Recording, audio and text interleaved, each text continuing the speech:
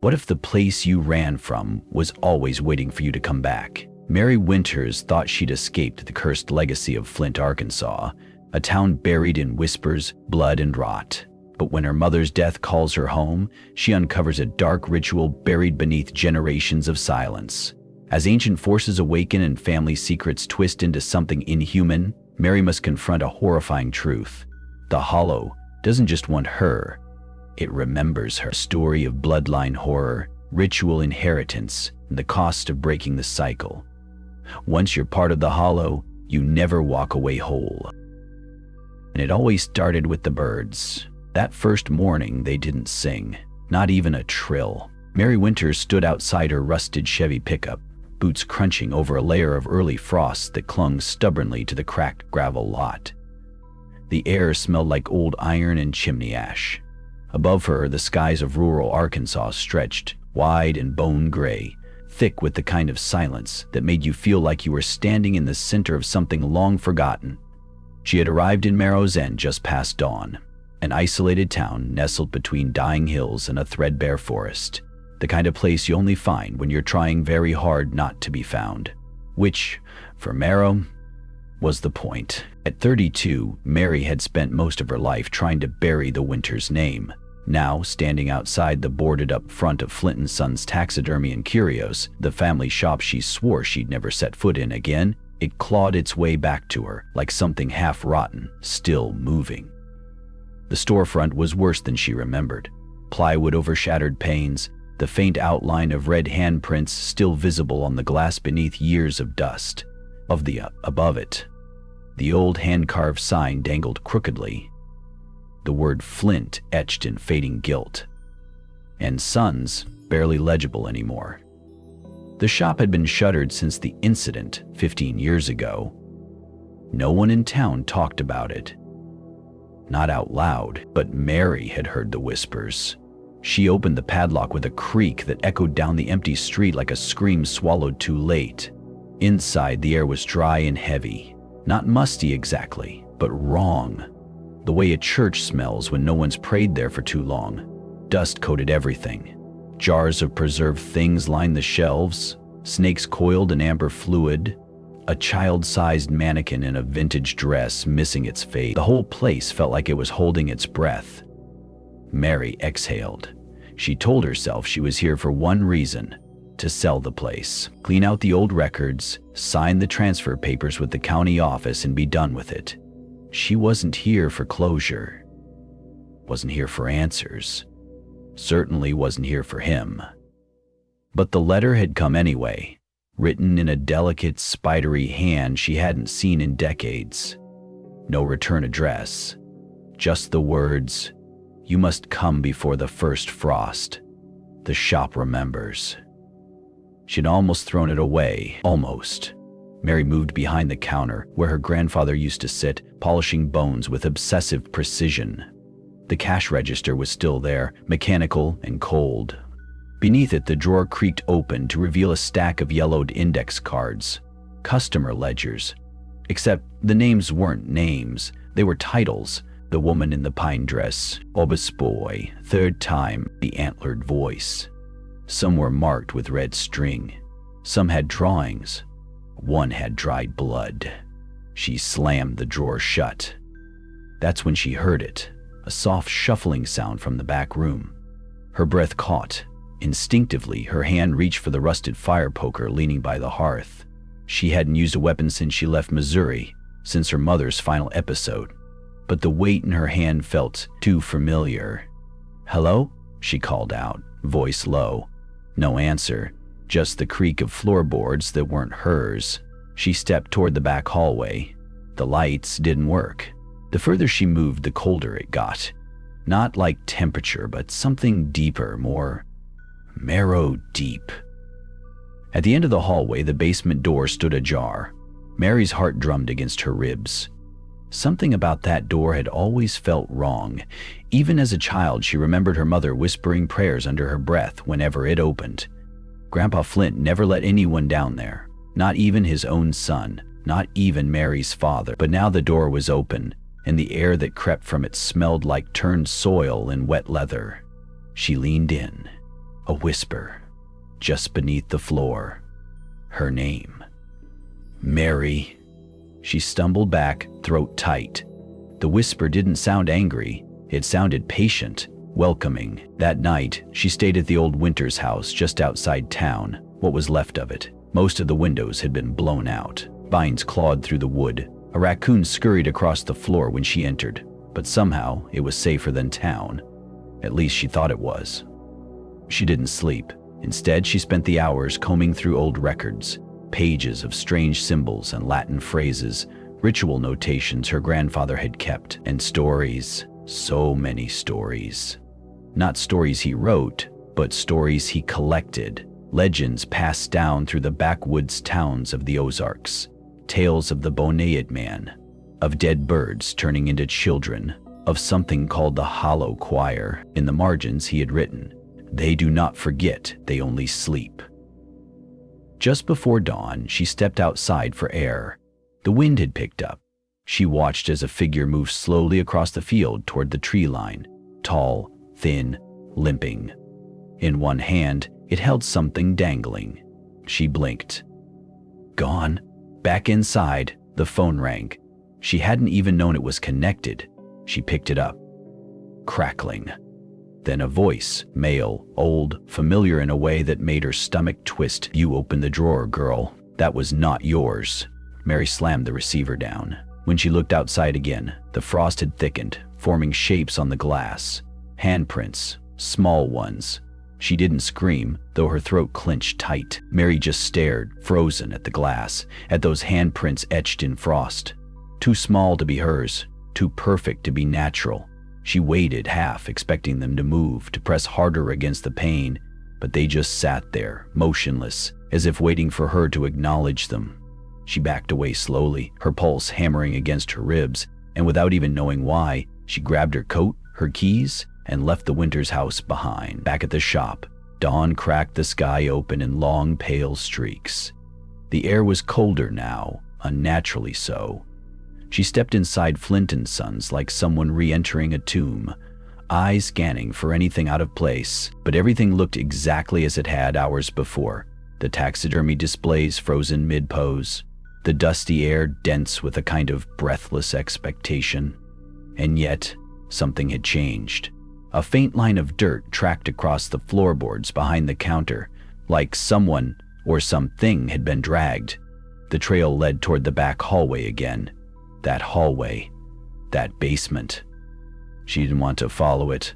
Every muscle in her body screamed leave, but her legs moved anyway, slow and heavy, like they belonged to someone else. The basement door was closed now. Had she shut it? Mary didn't remember. She reached for the knob. It was ice cold, slick with moisture, and she turned it. The door creaked open on its own, revealing steep, rotting stairs that descended into blackness. The scent hit her again, moldering wood, iron, something sweet and wrong. She switched on her phone flashlight. The beam caught cobwebs, wooden beams, and rows of boxes marked with her grandfather's handwriting. She descended. The steps groaned beneath her weight. When she reached the bottom, she found herself in a long, narrow corridor lit only by her trembling light. This hadn't been here before. Not in the blueprints. Not in any of the records. She remembered playing down here once as a child, only once, and it had just been a cluttered storage room with tools and animal parts. This wasn't that. The corridor felt older than the building above it. Stone walls, arched ceiling, carved symbols etched into every surface, some faded, others fresh like they'd just been scratched in. As she stepped further, her light caught something hanging on the wall. A photograph. Framed in wood, smudged with soot. It was a picture of her mother. Young, maybe 17, smiling in that way Mary had never seen in life, and behind her, barely visible in the shadows, something tall, antlered, watching. Mary's hand shook as she touched the frame. Beneath it, a line had been carved into the wall. She offered the wrong thing. The woods never forget. She staggered back. Her breathing grew shallow. She turned the corner and came face to face with a door made of what looked like animal bones, long, spindly, and lashed together with sinew. The trail of dirt ended here. On the door was a symbol, a circle of thorns around an open eye. She reached out, hand hovering an inch from the bone. The whisper came again, this time closer. Not from behind. Inside. "Mary!" "It's almost time." She gasped and turned, stumbling backward into the bone door. Her phone slipped from her grip, tumbling into darkness. The light blinked once, then died. She was blind. Then something touched her hand, small, cold fingers wrapping around hers. She didn't move. A child's voice spoke. "Don't open it." Mary squeezed her eyes shut. "Who are you?" Silence. The fingers released her. The air grew warmer. Light returned faint, flickering. Her phone buzzed on the floor beside her, the flashlight dimmed to a yellow hue. When she picked it up, the camera had switched on by itself. The screen showed her own face, pale and terrified, but behind her the reflection showed something else.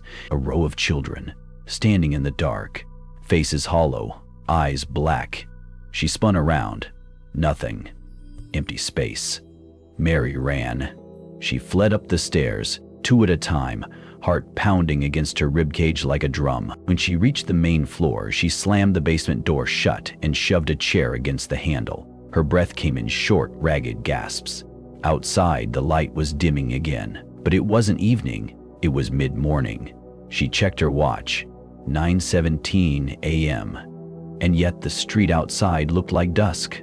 She stepped outside. The wind had stopped. Across the street, a man stood watching her. Tall, wiry, dressed in a hunter's jacket and wide-brimmed hat. His eyes she couldn't see, but his stance was stiff, deliberate. In his hand he held something wrapped in burlap. He raised it slowly, dropped it at his feet. A deer skull, clean, hollow, cracked in the center. He turned and walked away. Mary's throat dried. She ran across the street, boots thudding against the pavement, but by the time she reached the spot where he'd stood, he was gone. Only the skull remained, and beneath it, scratched crudely into the cement, were 5 words. "You broke the second rule." She staggered back, unsure what that meant. There were no rules, not that she knew of. She returned to the shop and rummaged through the drawers behind the counter, now desperate, shoving aside jars and fetters and bones until she found it. An old field journal. Her grandfather's. She flipped through brittle pages until one fell out. A list, written in ink and marked with numbers. The rules of offering. Do not disturb the remains. Do not speak the names aloud. Do not follow the children's voices. Burn what bleeds twice. Seal the mirror before sleep. Mary stared at the second line. Do not speak the names aloud. She had read them last night, out loud, in frustration. The woman in the pine dress. August boy, 3rd time. The antlered voice. The drawer. The names. She'd said them. Her mouth went dry. Then she heard it again.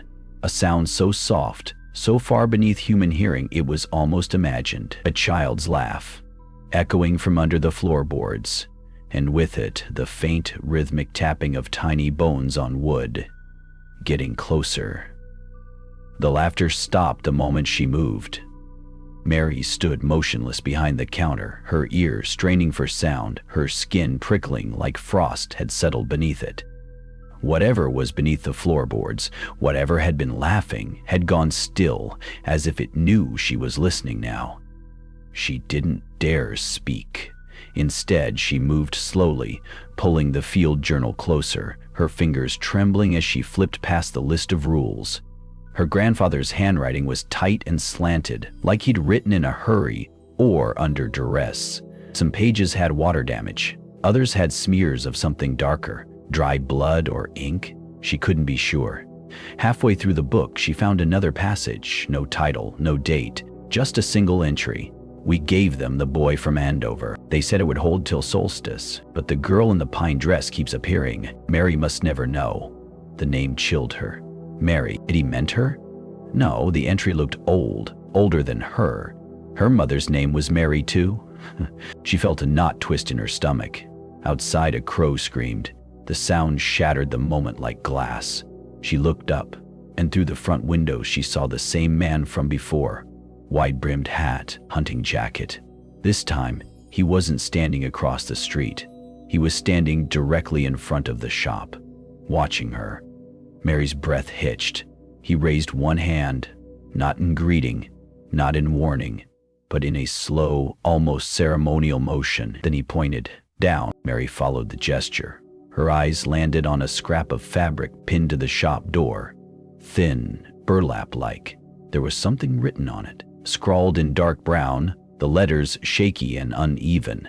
It's not in the ground, it's below. She didn't want to look up again, but when she did, the man was gone. Not down the street, not around the corner, just vanished. Mary stepped outside, the cold biting her skin through her sweater. She yanked the fabric down and crumpled it in her fist. Her eyes scanned the quiet morning street. Still no cars, still no wind.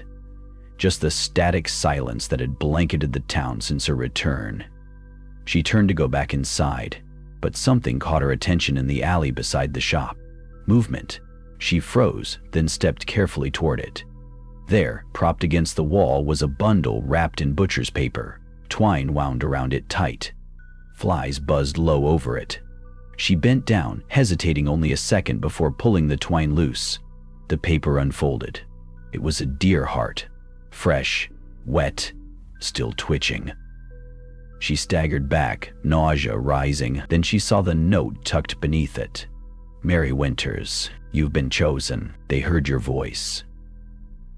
Below it, the same symbol from the basement door. Circle of thorns, open eye, drawn in red ink, or maybe blood. She stuffed the note into her pocket and backed away, eyes darting to the sky. Still no sun, no clouds either. Just an endless, colorless stretch above her, like the heavens had emptied out. Back inside, she slammed the door and locked it. The silence returned, heavy, smothering. Her phone buzzed. It was a number she didn't recognize. Just one text. Come to the church. Bring the journal. Don't trust the photos. Mary stared at the message, rereading it 3 times. Then, almost reflexively, she opened her camera roll. Every photo she'd taken since returning home was still there. Shots of the shop, the basement, the strange bones, even a blurry frame of the man across the street. But something was wrong. In each photo, her face looked slightly different. Eyes too dark, smile too wide. One photo, taken the night before, had a shadow behind her that hadn't been there. Antlers. Mary dropped the phone. It hit the counter with a hollow clunk. She shoved the field journal into her bag, grabbed her coat again, and bolted out the door. The church stood at the edge of Flint Hollow, just past the last row of shuttered houses. White paint peeled from the wood siding. One stained glass window had been boarded over. The bell tower was crooked, its iron cross rusted and slumped sideways. The door was already open. She stepped inside. The pews were empty. The altar was stripped. Where the crucifix had once hung, there was now only a circle of ash, like something had burned a symbol into the wood. And in the front pew sat a woman Mary didn't recognize. Gray hair pulled tight in a bun, long black coat, pale skin. She didn't turn when Mary approached. "You brought the book?" the woman said flatly. Mary nodded. "Who are you?" The woman finally turned. Her eyes were milky, cataracted, but they focused on Mary with piercing clarity. "I was the last keeper before you." Mary swallowed. "Keeper?" "Of the offering, of the silence, of the names." The woman gestured to the journal. "It always falls to blood." Mary clutched the bag tighter. "What is this place?" The woman looked at the ash on the wall. "They made deals, Mary. Your grandfather, the town, all of them. Decades ago. It kept the crops good, kept the sickness away, but they fed it the wrong thing one winter. And now, it won't sleep." Mary took a step back. The woman raised a hand. "You've already spoken the names. That marked you. But the woods don't want you dead. They want you to finish what your mother refused to do." "I don't even know what that is," Mary said, breath catching. The woman smiled, sad, distant. "You will, before the harvest moon." A sound echoed behind them. Footsteps, heavy, measured, clacking on the church floor. Mary turned and saw a figure in the back of the sanctuary. Tall, head crowned with antlers, skin like burned bark, eyes that glowed faintly in the dim. The figure raised one finger and placed it against its lips. Shh, then it vanished in a blink. Mary turned back. The woman was gone. Just the ash, just the silence, and beneath her feet, through the floorboards of the church, she could hear them again, that soft tapping of bone on wood, but this time it was spelling something. A pattern, a word, written. Mary didn't run from the church. She walked, deliberate, rigid, like any sudden movement might stir something watching her from between the crooked pews and ruined rafters. Her boots thudded on the warped floorboards, and each footstep felt like a knock on some invisible door she wasn't sure she wanted opened. Back in the daylight, if it could still be called that, Mary shielded her eyes. The sun hadn't returned. The same washed-out gray like diluted milk still hung over Flint Hollow. There were no birds, no wind, just a silence so complete it hummed in her ears. She clutched the field journal to her chest and walked home. No cars passed her, no voices called out. The entire town seemed frozen mid-breath. The note in her pocket, "Don't trust the photos," gnawed at her mind. Back at the shop, she locked the door, drew the blinds, and pulled her phone from the counter. Her hand hovered a moment before opening the gallery again, and just like before, her face had changed. But this time, in the most recent photo, the one taken outside the church, there were two Marys, one in the foreground, pale, confused, clutching the phone, and one in the back, barefoot, covered in dirt, smiling too wide, eyes completely black. Mary dropped the phone. Her breathing went ragged. She tried to think. What had the woman said? It always falls to blood. She pulled the journal open again, flipping toward the middle. More notes in her grandfather's scrawl. Rituals, maps, measurements of shadow lengths at solstice. And then, between two water-warped pages, a thin sheet of vellum, so old it cracked when she unfolded it. A sketch of the woods behind Flint Hollow, and drawn in red ink, a clearing marked White Tree. A second note, in different handwriting, sloppier, thicker, scrawled across the bottom, "Do not dig, let sleeping roots rot." But something had already been unearthed. She knew it, felt it. Whatever had been sleeping under Flint Hollow, under her shop, had started to wake. She had to know what was down there. This time, she didn't hesitate. She grabbed a flashlight, slid a crowbar into her coat pocket, and descended into the basement. Each step creaked under her weight, but no laughter greeted her this time. Just silence, thick and old. The smell was worse now, sweet rot, mold and copper. She pulled back the tarp again, revealing the strange freezer. It wasn't connected to power, but it hummed faintly, a low mechanical drone that pulsed like a heartbeat. She pried open the lid. Inside was ash, black, dense, almost oily, and something buried beneath it. She reached in, fingers sinking deep into the warm soot, and pulled up something solid, rounded. A skull. But not human. Too long, too narrow. The teeth were small, perfectly square, no eye sockets, no jaw, and carved into the bone, carefully etched and blackened by heat, was a circle of thorns and a single eye. The same symbol from the door, from the deer heart, from her grandfather's notes. She dropped it, recoiling, wiping her hands on her jeans, bile rising in her throat. Then she heard it again. The laughter, low, soft, this time inside her head, like something testing the edges of her mind. She staggered back, knocked over a shelf. Glass shattered, a box spilled open, photographs scattering like dead leaves. She froze. The top photo was of her mother, Mary Sr., younger, maybe 17, standing outside the shop beside a man in a sheriff's uniform. But behind her, just barely visible through the dusty shop window, was a shape. Antlers. Another photo. Her mother again, this time in the woods, dressed in white, holding a bundle wrapped in cloth. Her eyes were shut, lips parted like she was singing. A third photo, this one folded twice and burned along the edges. It showed her mother tied to the white tree, blood at her feet, crows perched on the branches above. Mary's hands shook. She shoved the photos into her pocket and raced back upstairs, heart slamming against her ribs. She needed answers, not half phrases in notebooks, not whispers from ghosts. If her grandfather had known all this, if he'd recorded all of it, then maybe someone else in town had too. She thought of the old butcher, Amos Carver. He used to trade meat for stories, had lived in Flint Hollow longer than anyone still breathing. She drove. His shop stood on the edge of the orchard, where the trees had started to wither.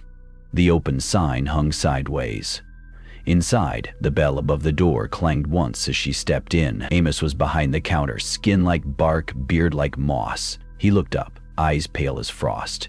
"You found the bones," he said before she could speak. Mary blinked. "What?" He motioned to the freezer behind her, the one under the ash. Her throat went dry. "What are they?" Amos leaned in. "Not what, girl. Who?" Mary stepped closer. "You knew my mother." "I did." He nodded slowly. She tried to stop it. Thought if she gave herself, it'd end with her. "She died," Mary whispered, "in a fire." Amos's eyes darkened. "No, that's what they told you. She was the fire."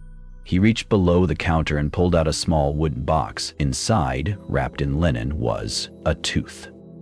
Too large, too flat, marked with the same iron thorn symbol. She carried this in her mouth when she went to the tree. They say it binds the voice. Maris stared. Amos grunted. "Now it's your turn." She shook her head. "No, I didn't choose this." He pointed a gnarled finger at her chest. "But it chose you." She turned and fled the shop. Night had fallen, too fast, too wrong. The sky was the color of bruised flesh. The air buzzed with static.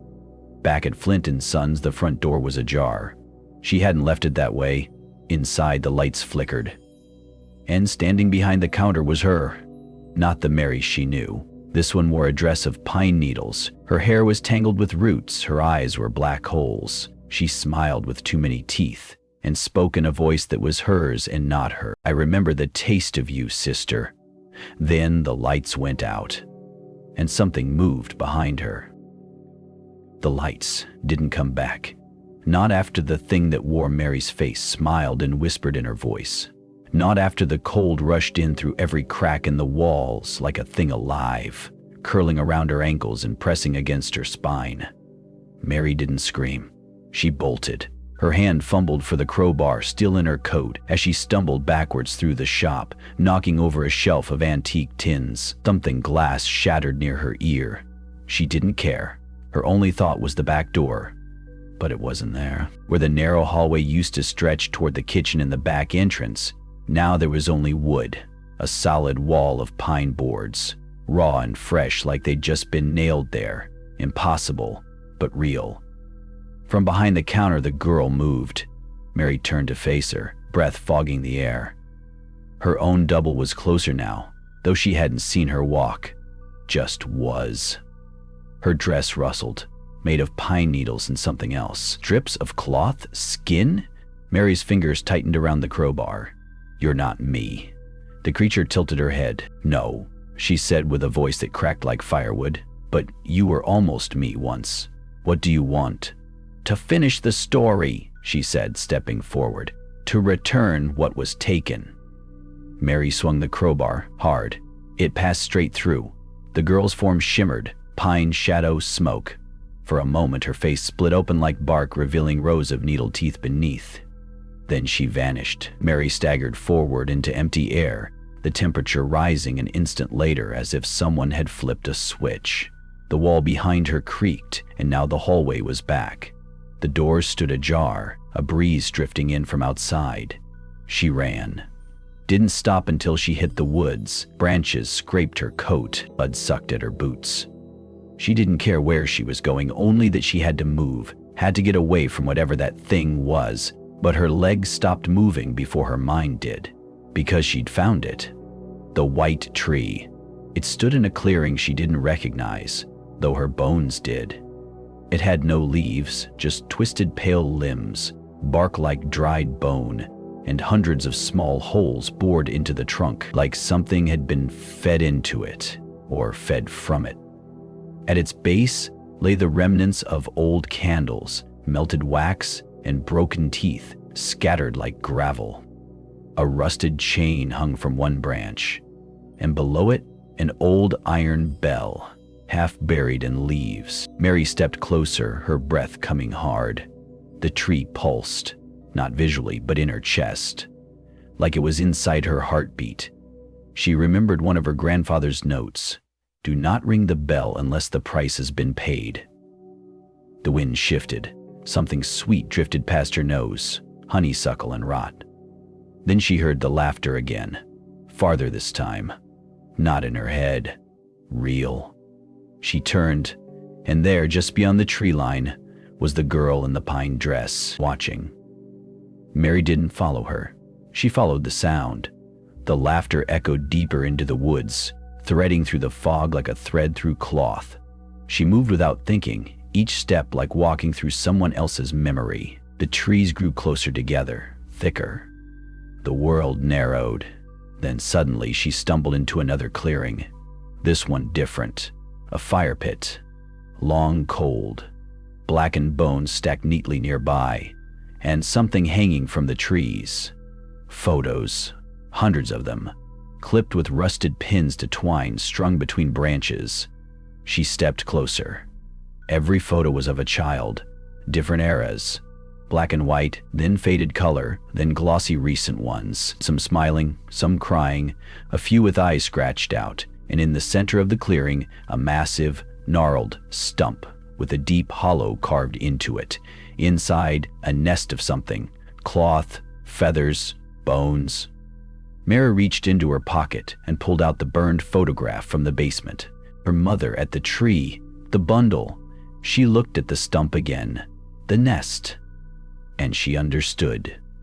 It had been used as a cradle. She backed away, fast, and tripped over something hard. She turned. It was a grave marker, half buried in moss. She brushed it off. M.W. 1992. Her stomach turned. That was her name, her birth year. But she was alive, wasn't she? She staggered back, more markers now catching her eye. NP-F, seeping in next to them, little shoes, toys, a pacifier blackened with age. This place wasn't just a ritual site, it was a cemetery, for the ones who didn't make it. Her ears rang. She turned and fled back toward the path, back toward the white tree, not stopping until she collapsed against its roots, breath ragged, heart pounding. Then she saw the girl again, closer now. This time, she spoke. They buried the wrong twin. Mary's world tilted. What? You were the one meant for the tree, the girl said. She stole your place. But it doesn't matter now. The hollow remembers. Mary's mouth was dry. You're lying. The girl reached into her dress and pulled something out. A ribbon. Pink. Faded. With Mary embroidered on it. You wore this. Until she took it off. Until they switched you. Thought they'd fooled the woods. Mary stepped back. The girl followed. They bind the hollow, burn it, brick it under shops and history. But it's older than all of them. Older than names. Mary's knees buckled. She collapsed at the base of the tree, the bark cold against her back. You belong here, the girl whispered, kneeling. And then, from behind her, movement. Footsteps. She turned her head. A figure stepped into the clearing. A man. No, not a man. Her grandfather, but not as she remembered him. His face was wrong, melted, as if wax had slipped beneath his skin. One eye drooped, his mouth curled into a lopsided smile. He knelt beside her, placed a hand on her head and said, "Time to come home, Mary." Mary's breath hitched in her throat as the thing wearing her grandfather's face leaned closer. Its skin shimmered, then tightened, briefly revealing a tapestry of veins pulsing with black sap instead of blood. "I saw you die," she whispered. "I held your hand." The creature grinned. "And I held your fate."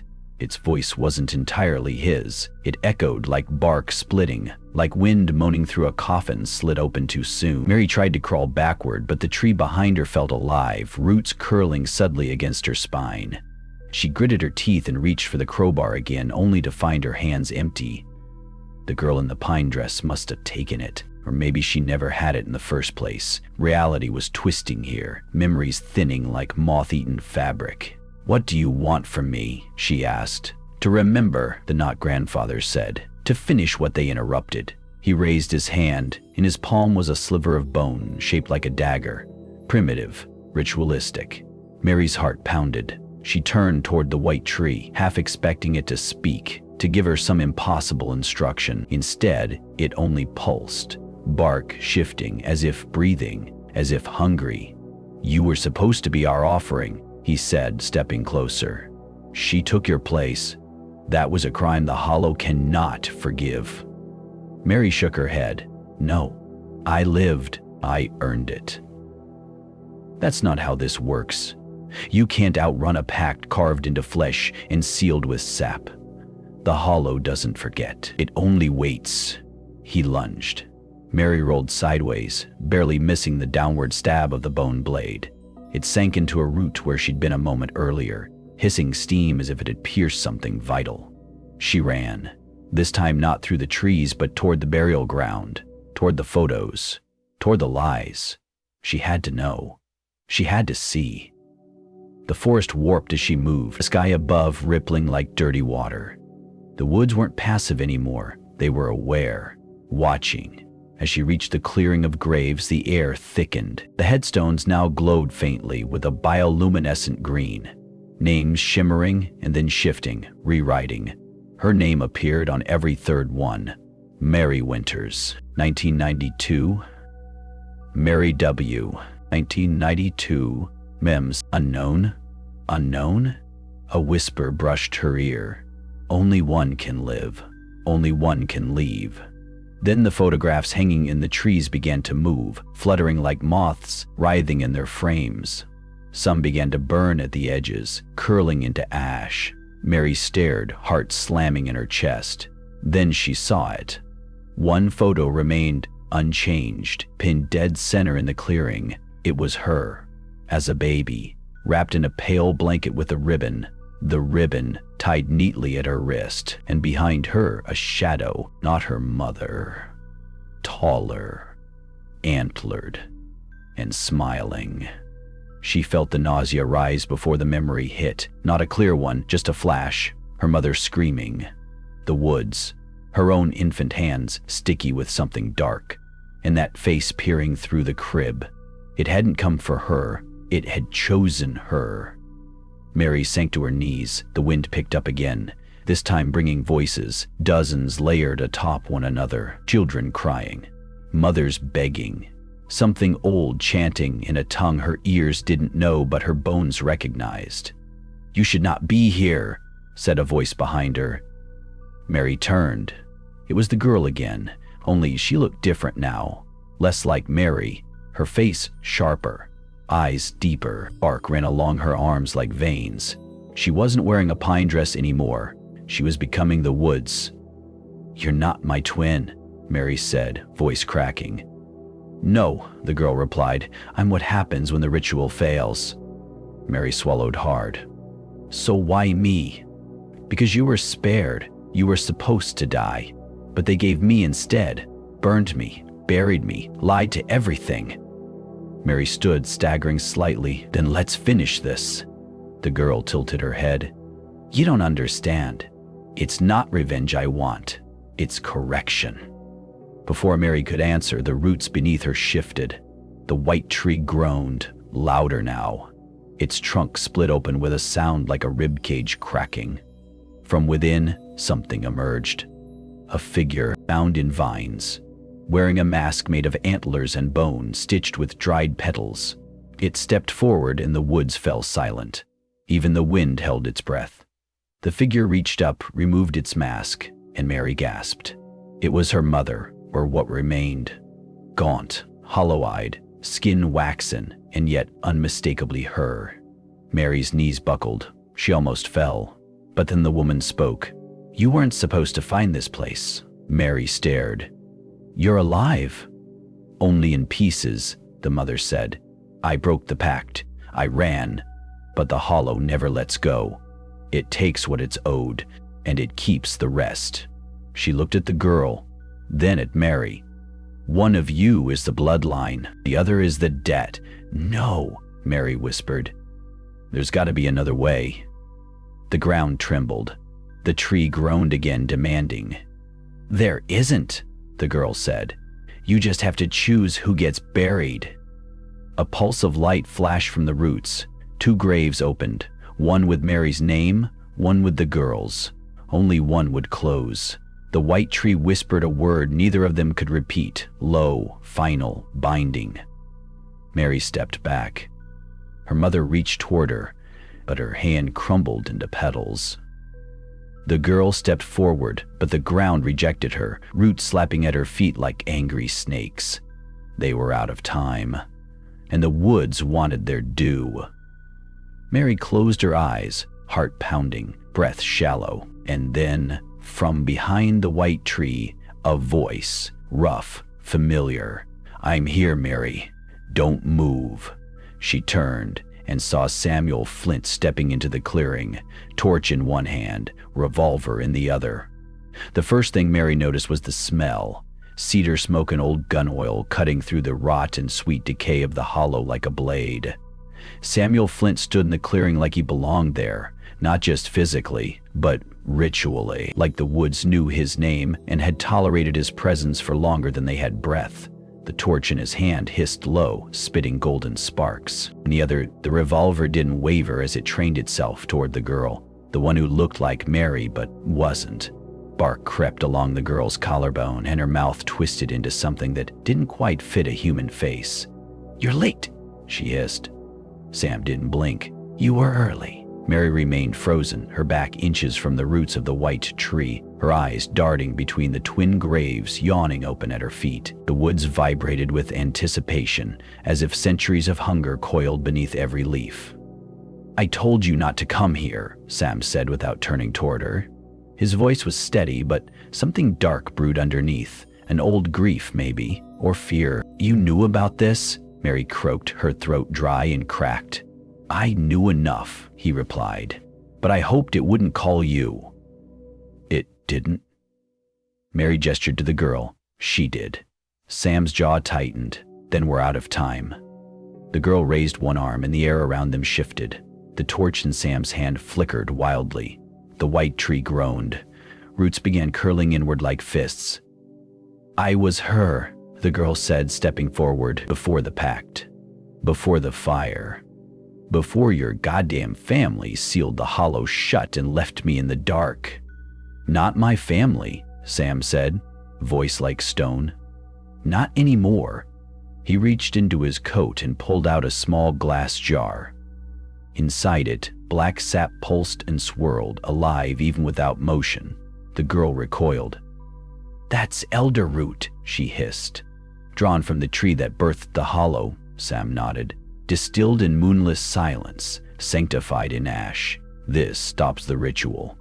Or restarts it," she snapped. Mary felt her knees wobble. What the hell is going on?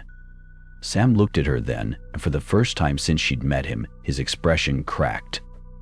Not anger, not annoyance, but regret. "You're not just a girl caught in something old. You're the end of a chain, Mary, a long one, made of broken oaths and buried names." "I don't want this," she whispered. "Doesn't matter," he said. "Neither did your mother." Hers, behind them, the white tree let out a sharp crack. Bark split open like a wound, petals fell, blood red, and when they hit the soil, it steamed. "Choose," the hollow whispered. Not with voice, but inside them, inside her. The girl laughed then, a dry, splintering sound. Let her pick Samuel. Let's see if the blood still remembers the price. I'm not choosing between you and me, Mary snapped. That's what it wants. She turned towards Sam. Tell me there's another way. His silence told her everything. I can give it back, the girl said. I can finish what was started. One offering, that's all it needs. One life, one burial, and we all get peace. Mary looked at her mother's shape, still crumbling near the tree, then at Sam, standing tall but tired, the glass jar flickering in his palm, then down at her own hands. There had to be another way. Suddenly, the girl lunged. Sam fired. The report of the revolver was deafening in the clearing, louder than thunder, brighter than lightning. The girl twisted mid-air, shrieking as the bullet, tipped in something silver, something ancient, tore through her shoulder. She hit the ground with a thud, snarling, bark bleeding from the wound. Sam tossed the jar to Mary. Don't drop it. What do I do? Crack it at the base of the tree. Now! Mary bolted toward the trunk, the jar shaking in her hands. Behind her, the girl screamed and the woods screamed with her. Branches lashed, roots surged, the whole forest reeled. Mary reached the base of the white tree and slammed the jar against its bark. It exploded in a hiss of smoke and sap, coating the roots in a thick black sheen. The air shuddered. The graves began to close. No, the girl howled. You don't know what you've done. I don't care. Mary backing away. The white tree shrieked. Its trunk split fully down the center, revealing a hollow core lined with masks, all carved from bone and bark, all wearing her face. Hundreds of them, some old, some new. Then they began to fall. One by one, the masks dropped from their perches, hitting the dirt with muffled thuds. Each one cracked, shattered, and with each, the girl shrank. Bark peeled from her arms. Her face lost its sharpness. Her eyes dulled. She fell to her knees. No, I was real. I was her. The final mask cracked, and she vanished. No scream, no collapse, just gone. The clearing went silent. The tree stopped bleeding. The grave sealed shut, and then it started to snow. Mary didn't know how long she stood there, watching ash fall like petals from the sky. Sam finally stepped beside her, holstering the revolver with a slow, deliberate motion. He didn't look triumphant. He looked older. What now? She asked. He didn't answer right away. Then you ended the ritual, but not the story. She looked at the white tree. The bark was gray now, lifeless. The masks gone. The pulsing heart stilled. I need to know everything, she said. Sam nodded. And you will, but not here. He gestured toward the tree line. A path had opened, one that hadn't been there before. Soft, straight, leading out of the hollow. Mary hesitated, then took the first step. The path wound like a ribbon of bone through the trees, narrow, unnaturally smooth, untouched by root or stone. Mary followed Sam in silence, every step sounding too loud in the hush that followed the white tree's collapse. Her boots crushed frost, but left no prints. Where are we going? She asked after what felt like hours. To my family's shame, he replied without turning. The woods thinned until they came upon a small ridge.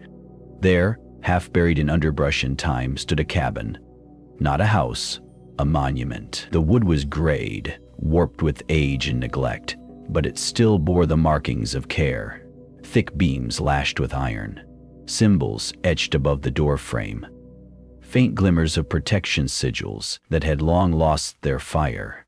Sam didn't knock. He pushed the door open and the house groaned in response. Inside, dust coated everything in layers. A single oil lantern sputtered to life when he struck a match, and Mary saw what remained of a life lived in secret. Books stacked haphazardly on crates, jars of dried herbs hanging from ceiling hooks, a map nailed to the wall with red thread crisscrossing places she'd only heard whispered about in town. You lived here? She asked. stepping carefully over a bear trap tucked beside a rocking chair.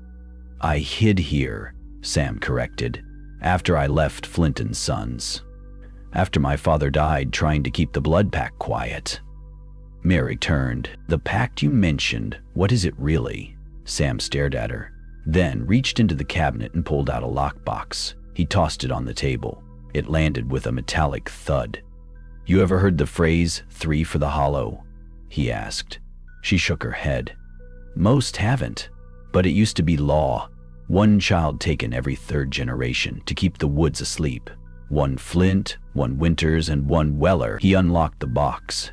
Inside lay 3 objects: a coin blackened with age, a locket filled with dried blood, and a baby's shoe carved from bone. "Your mother was supposed to be the last." Mary's mouth went dry. "Supposed to be?" "She ran," Sam said. "She took you and vanished before the Hollow could claim her. That's why the pact broke. That's why she came back." He didn't need to say the name. Mary saw her twin's face flicker again in her memory, distorted, full of hunger, of accusation. "What happens now?" she whispered. Sam sighed. "Now we clean up what's left. We find the others. Because the Hollow doesn't die easy, Mary. It just forgets and waits." He handed her the locket. "What's this?" "Your mother's. The real one, not the thing in the tree." Mary opened it. Inside was a picture, old and faded, but unmistakably of her mother, younger, holding 2 babies, 1 in each arm, 1 wearing the bone shoe. "She had twins," Mary breathed. Sam nodded, but only one made it out. A deep chill settled in her chest, then a rustle outside. Sam froze. "Stay here." He stepped to the window, revolver in hand, pulling the curtain aside with a practiced flick. Nothing. He turned back just as the lantern died. The room plunged into darkness. Mary's breath hitched. "Sam?" The door creaked. Not open, just breathed like the wood itself had lungs. Then, from somewhere in the dark, a voice. Soft, crooning. 3 for the Hollow, 1 to keep, 1 to bury, 1 to sleep. Mary backed away, the locket clutched to her chest. Sam lit another match, and the flame revealed handprints. Small, muddy, smearing across the inside of the cabin walls. "I salted this place," he hissed. "They shouldn't be able to enter." "They didn't," Mary said, voice barely audible. "They were already here." As if to confirm it, a knock sounded. Not on the door, from beneath the floorboards. 4 knocks, then silence. Sam yanked up the rug in the center of the cabin, revealing a trapdoor reinforced with runes. He hesitated. "I buried it. Sealed it years ago. Whatever's beneath, it's not supposed to." "But it has," Mary said. The lock in her hand pulsed once, hard, then stopped. Another knock. Then a whisper, right behind her ear. "You forgot the 3rd. Mary turned, but nothing was there. Just the shadows shifting. Just the blood running cold in her veins. Sam raised the revolver and pointed it at the trapdoor. "This wasn't supposed to happen." The runes began to flicker. Then, with a splintering crack, the trapdoor buckled inward as if something had struck it from below. Hard. Once. Twice. Then it exploded open, and something crawled out. It didn't scream when it came out of the floor. That would have been a mercy. Instead, it chittered, a dry insect-like clicking sound too fast and erratic to be anything human. The boards cracked beneath its weight. Though its form remained vague in the flickering lantern light, Sam had just managed to reignite. All Mary could see were limbs, long and jointed the wrong way, bending like a marionette jerking on tangled strings. "Back," Sam barked, leveling the revolver. "Don't look it in the face." "What is it?" Mary whispered. "My brother." The gun went off. The recoil threw Sam's arm back, but the creature barely reacted. The bullet struck flesh, or something like it, but didn't drop it. Instead, it twitched, then moved faster. It flung itself toward the ceiling in a motion so fast it blurred, clinging upside down like a spider. Its head turned, slowly, grindingly, until two hollow pits for eyes locked onto Mary. She dropped the locket. The thing hissed. "Run!" Sam shouted. They sprinted out into the trees, night pressing in thick around them like wet cloth. The woods had changed. The path was gone. No stars, no moon, just trees. Tall, watching, leaning ever so slightly toward them with every gust of wind that didn't move the leaves. "We need salt," Sam said, breath ragged. "We need to find one of the markers, the old ones." Mary barely heard him. Her mind was screaming, "Your mother lied. You're not the only child. That thing knew your name." Sam turned and fired again. The bullet sparked off bark, not a hit, but a warning. Whatever was chasing them understood it, and laughed. A high, whistling wheeze that echoed too many times to come from a single mouth. Mary stumbled over a root and fell hard. The world spun. Her ears rang. She expected claws, teeth, something sharp dragging her back by the ankles. But what reached her was a hand. Rough. Calloused. Sam pulled her up. Almost there. They broke into a clearing dotted with stone circles, old, moss-covered slabs arranged in concentric rings. At the center stood a tall post of white oak, carved top to bottom in forgotten language. "Found it!" he gasped. He reached into his coat and pulled out a pouch of ash, sprinkled it around them, drew symbols with a knife, quick, practiced strokes into the dirt. Mary watched, shaking. "That thing? It wasn't your brother, was it?" Sam didn't look up. Not anymore. The creature reached the edge of the circle and stopped, shrieked, not from pain, but from denial, like a child denied a toy. It paced, circled, then it spoke. "You broke the deal, Flint." Its voice came from below the ground, yet it vibrated in the trees. "One child each. We kept our end. You hid the girl." Mary stepped closer to the post, her heart thudding. "You're not real," she said, the words tasting of ash. The thing laughed again. "You wear her face, but the hollow remembers," then, quieter, "and so do I." It disappeared. Not fled, just unfolded into shadow. Gone. Mary collapsed to her knees. The silence returned, thick and unnatural. "Was that one of the three?" she asked. Sam hesitated. "No." She looked up, eyes wide. "Then what was it?" He met her gaze. "That was the hollow. Not the woods. Not the myth. The hollow. The part we don't speak about. The part that crawls up when the pact fails." Mary tried to steady her breath. "Why now?" "Because you came back. Because your mother broke the rules. And because," he looked toward the trees, "someone else let it out." A sound answered him. Not the chittering from before. A bell, distant, metallic, echoing across the trees. Mary felt the memory slam into her. The bell on the porch. The one that never rang unless someone called to the woods. It was ringing now, back in town. She turned toward the sound. "We have to go back." Sam caught her arm. "You're not ready."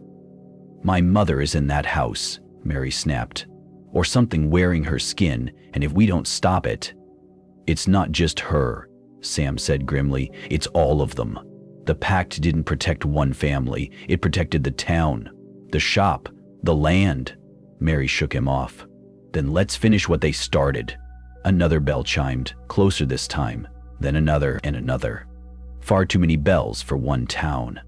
The hollow was calling everyone home.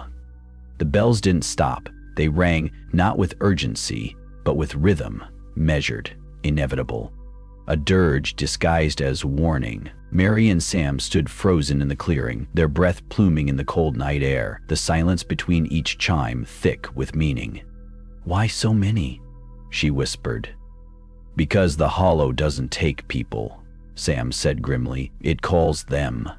The lights from town flickered faintly through the trees, each glow now resembling a dying ember more than a beacon. Mary turned in the direction of the ringing and began walking, feet dragging across the frost-hardened soil. Sam didn't stop her this time. As they pushed through the underbrush, the land shifted around them. Paths that should have led back to town curled unnaturally, distorting like wet paint. Trees bent in on themselves. Branches whispered things in the voices of those long dead. "Sam?" Mary said, eyes darting. "Is this part of it?" "Yes." They emerged onto the old road, half swallowed by moss and silence. Houses once warm and full of life stood dormant, their windows dark, their doors open. Lanterns flickered but showed no flame. The bells continued to ring. The town wasn't empty. It was waiting. On the porch of the Flint & Sons shop stood a figure, tall, still, too still. Mary's heart skipped. "That's my mother." Sam raised his revolver. "No," Mary hissed. "Not yet."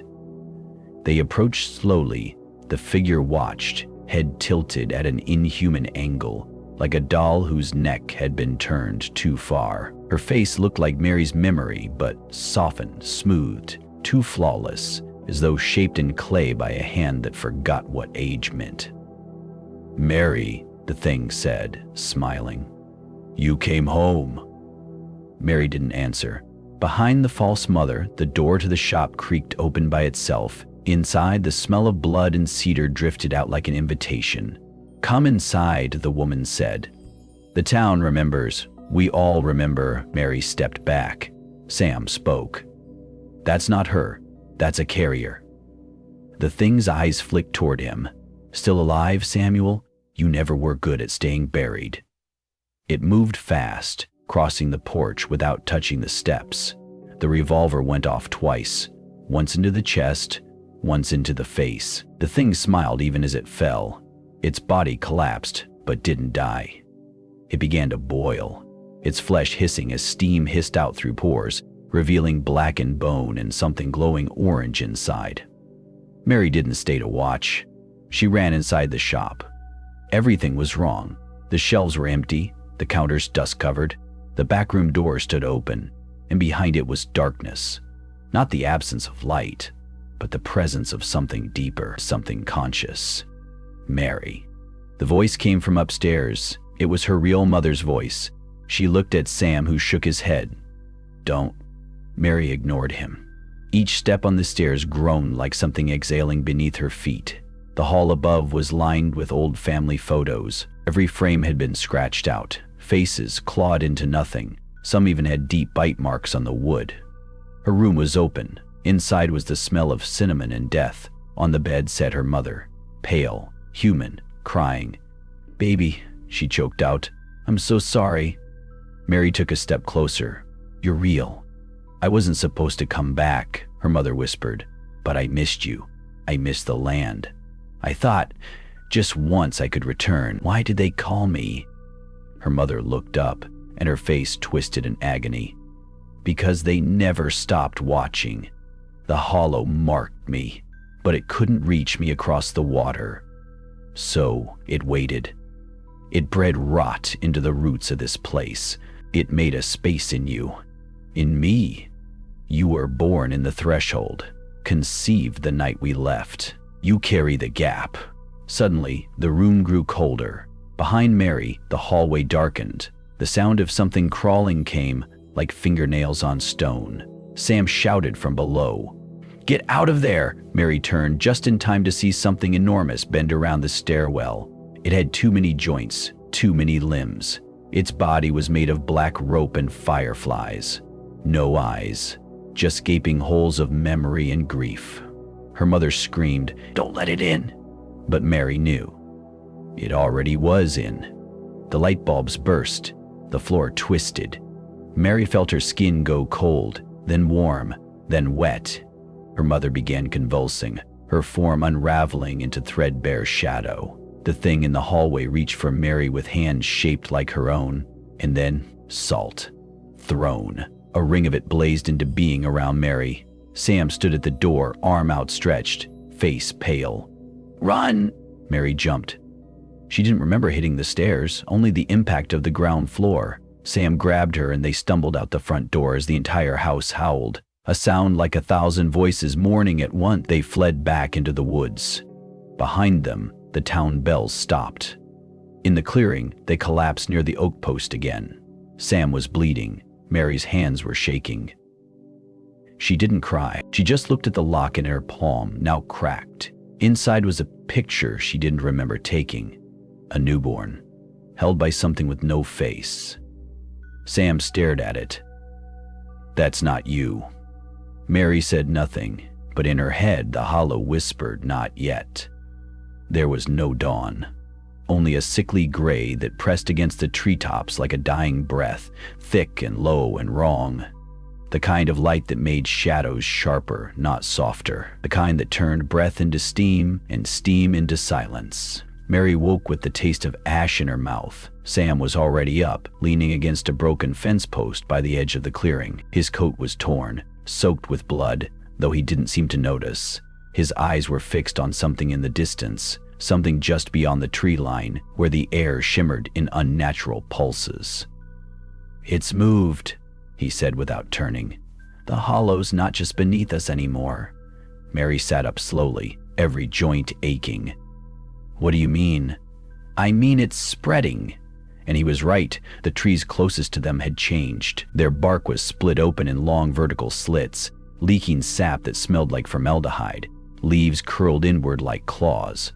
The sound of birds had vanished, replaced by an almost imperceptible humming, like a choir singing just under the threshold of hearing. "Is this what happens when the ritual fails?" Mary asked. "No," Sam said grimly. "This is what happens when something wakes up." He turned to her, face hollow. "We broke the cycle, Mary. Now it wants a replacement." Mary clutched the locket in her palm, still cracked, still glowing faintly warm. The image inside had shifted again. Now the newborn was smiling, but its mouth had too many teeth. She shoved it into her coat pocket and stood. "Then we end it." Sam blinked. "You don't know what that means." "I don't care anymore." They didn't follow the path this time. There were no more paths, only suggestion. The woods had become a maze of memory, flashes of the past carved into trunks, faces half-formed in bark, whispers that spoke in her own voice. She ignored them. Sam guided them by instinct. He moved like someone retracing the layout of a dream, always a few steps ahead, always pausing just long enough to listen, not for sound, but for silence. Eventually, they reached the burned field. Once it had been a place of gathering, bonfires, harvest dances, whispered blessings in the soil. Now it was a crater, blackened earth stretching like a scar across the landscape. At its center stood the altar. Mary had seen it only once before. In a childhood fever dream she'd always mistaken for a nightmare. It was real, a smooth stone slab, slick with something that wasn't water. Above it, the twisted limbs of dead trees formed an arch. Bones of wood knotted together like a rib cage. And at the base of the altar, a mirror. Old, cracked, its frame carved with symbols she didn't recognize but somehow understood. The same markings that had appeared in the margins of her mother's journal. The same ones etched into the underside of the locket's clasp. "Don't look in it," Sam warned. "It doesn't show reflection. It shows recognition." Mary stepped closer. "What is this place?" Sam's voice was quiet. "This is where the pact was made." The air thickened. Mary could barely breathe. She tried to undo it, didn't she? "My mother." Sam nodded, but she didn't know what was anchoring it. What held it here? Mary stared at the mirror, its surface rippling. "Me." "No," he said, "not just you." And suddenly Mary remembered. The dreams, the smell of burning fields, the whispers she thought were childhood night terrors. The way the woods always knew when she was near. The hollow hadn't just marked her, it had shaped her from birth. "You're the vessel," Sam said, "but the seed? That's older. That's Flint." And Mary understood. This wasn't about punishment or revenge. This was inheritance. The Flint family hadn't been cursed. They'd been chosen as caretakers, as shepherds. as vessels for the thing beneath. But someone, Mary's mother, had run, and in doing so ruptured the binding. Mary stepped onto the altar. The ground didn't shake, the sky didn't darken. There was no great fanfare, only stillness. And then, the mirror blinked. She saw herself in it, but not as she was. She saw herself with skin of bark, eyes of root, a mouth that whispered ritual in forgotten tongues. She saw versions of herself standing at altars, pouring blood into the soil. She saw generations of herself, fractured, looped, eternal. "I don't want this," she whispered. The mirror whispered back, "Want is not part of the pact." Sam stepped forward, reaching out. "Get off the altar, mirror, now." But Mary was no longer sure she could move. The stone had gripped her feet like clay. From the trees, the bells began again. This time, not mechanical. They came from mouths. Creatures poured from the edges of the field, thin and robed, faces obscured by veils of moss and shadow. They moved like smoke, but left footprints in ash. One by one, they formed a circle around the altar. The ritual was beginning. Sam drew his gun, but it jammed, useless. Mary closed her eyes. "Tell me how to stop it." No answer came. The wind picked up. The mirror pulsed, and then, from deep beneath the stone, she felt it. Something ancient, coiled and cold, opened its eyes. The thing beneath the altar did not rise, it grew. Mary could feel its presence like pressure behind her eyes. Every heartbeat was no longer hers alone, but an echo, a mimicry of something older, pulsing beneath her ribcage. Her veins hummed with warmth that wasn't blood. Her breath came shallow, sharp. The mirror in front of her trembled without wind, vibrating with a frequency that made her teeth ache. Sam's voice broke through the haze. "Mary, you have to fight it. You don't have to finish what they started." "But what if I already have?" she thought. The beings surrounding the altar, those moss-veiled figures, began to sway, not to music, but to the rhythm of her breath. Each inhale drew them forward, each exhale pushed them back. Their veils quivered. From behind the layers of growth, thin mouths could be seen forming words they never spoke aloud. "Welcome home." A hand emerged from the mirror. At first, Mary thought it was her own, a reflection, but the skin was bark-like, fingers elongated, nails darkened into claws. It reached for her chest with the confidence of ownership. Seconds earlier, the mouth had crossed the conflict, looking into her own. Sam lunged. He tackled her from the altar just as the hand passed through the mirror's threshold. The mirror cracked, not shattered, but split like skin, leaking a black mist that clung to the ground and hissed as it touched the altar's surface. They rolled across the scorched soil, landing hard near the tree line. Mary's lungs fought for breath. Her vision doubled. "Sam!" she gasped. "What if it's already inside me?" He gripped her shoulders. "Then we tear it out." But the hollow didn't live in her body. It lived in her name. Mary Winters had been the escape. The name her mother had given to flee from Flint. But names are fragile shields, and the blood remembered what she tried to forget. The creatures were coming closer, no longer content to watch. Their limbs cracked as they moved, each step rustling like wind through dead cornfields. One opened its mouth, not to speak, but to release something. A shape, child-sized, it walked without footsteps, barefoot, dressed in a burlap gown, eyes hidden behind sunken lids. It stopped before Mary and tilted its head. "Mother," it said. Mary froze. "What are you?" The child smiled, lips too wide. "I'm what you would have borne if you had stayed," it said. "I'm what your mother gave up. I'm the air the hollow grew in her absence." Sam reached for his knife. The child turned to him and screamed. Not a cry, not a sound, but an unraveling. Sam clutched his ears and fell to his knees, blood dripping between his fingers. The scream tore the air, cracked tree bark, split open the sky just enough to reveal something moving above the clouds. an impossible shape too large to be seen coiled around the stars. Mary stood up, knees shaking. The child stopped. "You were always the gate," it said, "but now you must choose." "Choose what?" she whispered. "To become." The altar pulsed, the mirror reformed. In its reflection, Mary saw her mother, not as she'd remembered her, warm, worn, afraid, but regal, rooted. Her skin was like the trees now, her hair a mane of tangled vines, eyes a soft green flame. Behind her, rows of other women, generations, stood in silence. "This is the cost," the reflection said. "To sever the hollow is to burn the lineage. To bind it anew is to bury yourself. You must choose." Mary stepped forward. "What if I refuse both?" The wind died, the earth moaned, and the child began to decay, slowly, deliberately, skin sloughing off like wet paper, bones collapsing inward. The beings around them wailed, not in pain but in mourning. Sam, still crouched, gasped. "You broke the cycle." The mirror cracked again, this time shattered. The altar split open. Beneath the stone, not a body, but roots, thousands of them, writhing, hungry, reaching, and from below a voice, not hers, not her mother's, not any human tongue, rose like smoke. "Then the hollow will take what was denied."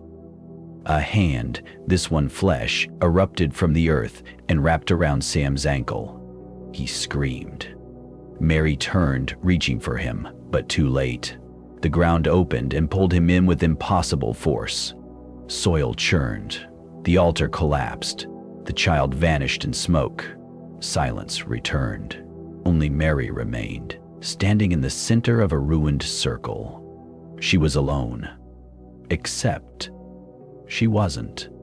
Because beneath her skin, something stirred.